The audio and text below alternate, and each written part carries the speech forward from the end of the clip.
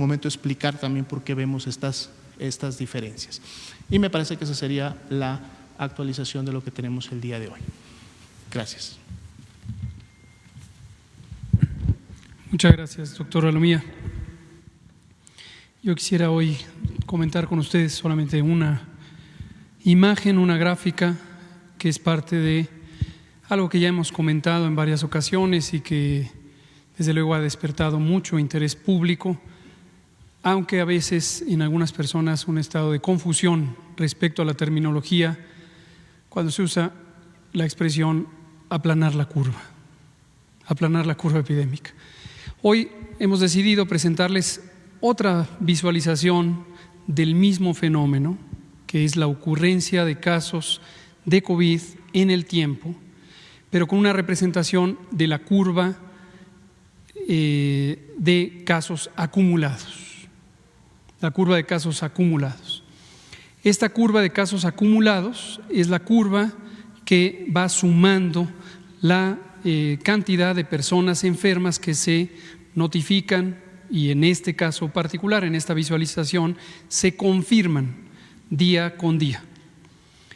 Aquí es importante visualizar y recordar que la vigilancia epidemiológica no depende solamente de casos confirmados, depende de un número amplio de indicadores diversos. Cuando nos referimos a las personas enfermas, también son casos sospechosos, que ustedes ya dominan perfectamente la perspectiva, son personas que cumplen una definición porque tienen síntomas característicos y se les toma una muestra a las personas que tienen enfermedad suficientemente grave para ser hospitalizados y esta se manda a analizar al laboratorio y un tiempo después, tecnológicamente en 6 horas, considerando todo el proceso desde la toma de muestra, el envío, el procesamiento en el laboratorio y la integración de resultados y la comunicación, puede llevarse hasta algunos días.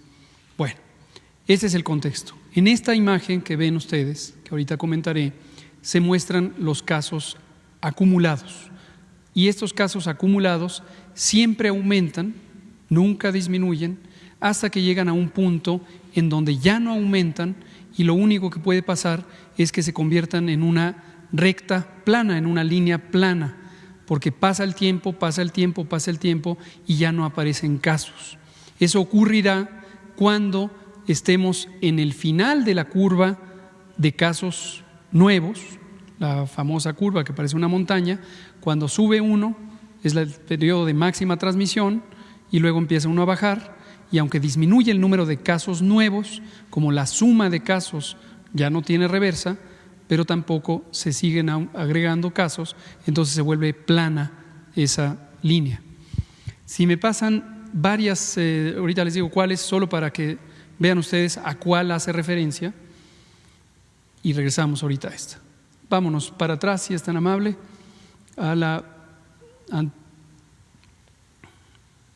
para atrás, aquí, la siguiente, aquí, y es esta curva. Esta curva con la que ustedes están muy familiarizadas y familiarizados, la presentamos todas las noches y es la suma de casos confirmados que tenemos desde el 28 de febrero, cuando tuvimos el primer caso confirmado registrado. Entonces, tengan en mente, esta curva nunca va a disminuir, esta curva solamente suma los casos que ya se han presentado y, como hemos dicho también cada día, la epidemia activa son los últimos 14 días, más o menos por aquí, 14 días. Esto es lo que está activo, esto es lo que ya pasó y son personas que o bien muy lamentablemente perdieron la vida o bien se recuperaron y están ya integradas a su vida normal. Entonces, es esta curva. La siguiente, ahora sí vámonos a la que estamos comentando. Aquí.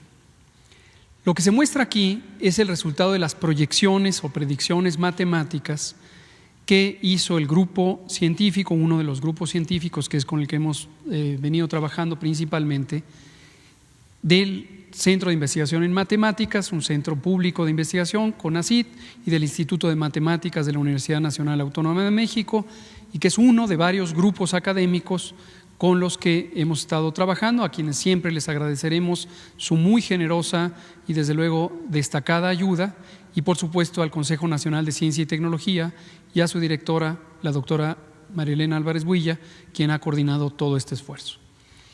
En una curva epidémica de casos nuevos, ya están ustedes familiarizadas, pero también en una de casos acumulados, los ejes de la gráfica son los mismos.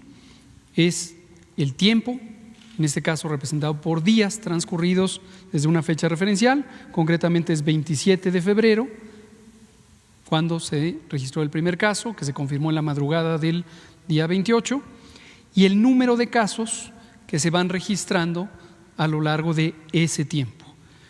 5,000, 10,000, 15,000, los que pudieran registrarse a lo largo del tiempo. Esta línea roja representa lo que hubiera ocurrido si no se hubieran hecho las intervenciones de la Jornada Nacional de Sana Distancia. ¿De dónde vino esta predicción? Vino del conjunto de datos observados hasta el 22 de marzo, fecha inmediata anterior a que entrara en funcionamiento la Jornada Nacional de Sana Distancia, y de un modelo matemático que sigue unas reglas básicas sobre la probabilidad de cambiar del estado de susceptible al estado de expuesto al virus, al estado de infectado e infectante por el virus, al estado de recuperado. Ese es un modelo matemático muy clásico en epidemiología matemática, se le llama el modelo SEIR. Pero a lo que voy es que este es lo que hubiera ocurrido si no se hubieran hecho las intervenciones de sana distancia. ¿Qué hubiera ocurrido? Hubiera ocurrido que habríamos empezado, no se ve porque están superpuestas las curvas, pero también hay una línea roja aquí. Habríamos tenido los casos aumentando cada día, el número nuevo de casos se seguiría sumando y aumentarían y aumentarían, aumentarían, hasta llegar a un punto donde ya no pueden aumentar más porque ya transcurrió la curva epidémica. Y en ese momento, que hubiera sido el 10 de abril, habríamos tenido la extinción de la epidemia.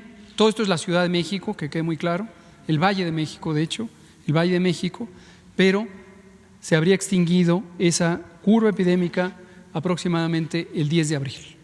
Y después ya nos sumaríamos casos y seguiría esta recta plana con la cuenta de casos que se hubieran sumado hasta el momento. Noten ustedes, porque es verdaderamente impresionante, que tan solo del 28 de marzo al día 10 de abril, en estos 12 días, se habría agotado la epidemia.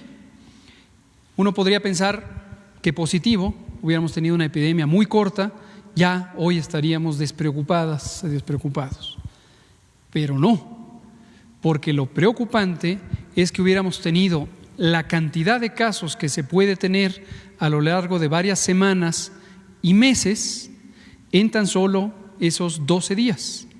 Y habríamos llegado a sumar estos 40,000 casos, casi 38,500 casos, en tan solo 12 días. Evidentemente hubiera colapsado el Sistema Nacional de Salud. El sistema de atención no habría sido competente para recibir a tanta gente. Esto es solo la Ciudad de México, solo la Ciudad de México. En contraposición tenemos estas tres curvas. En realidad son actualizaciones de la predicción, pero noten ustedes que en el color azul oscuro, azul marino, es la predicción original del 22 de marzo. Y es lo que habría ocurrido cuando se hicieron las intervenciones de la Jornada Nacional de Sana Distancia. Las otras dos, la azul claro y la verde, son simplemente actualizaciones en esas fechas, el 27 de abril y la más reciente el 21 de mayo. Hemos tenido otras en medio casi cada semana, pero ponemos estas tres para no abrumar la gráfica. Las curvas son muy semejantes.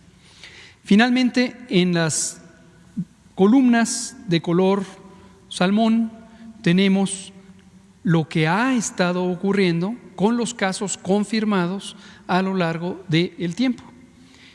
También es muy notorio cómo la predicción desde la primera ha sido considerablemente certera, cercana a la realidad que se ha presentado a lo largo de todos estos días. Hemos tenido 21.800 casos observados. Noten que está trunco el 13 de mayo. Ojo, esto es hasta el 13 de mayo en el Valle de México.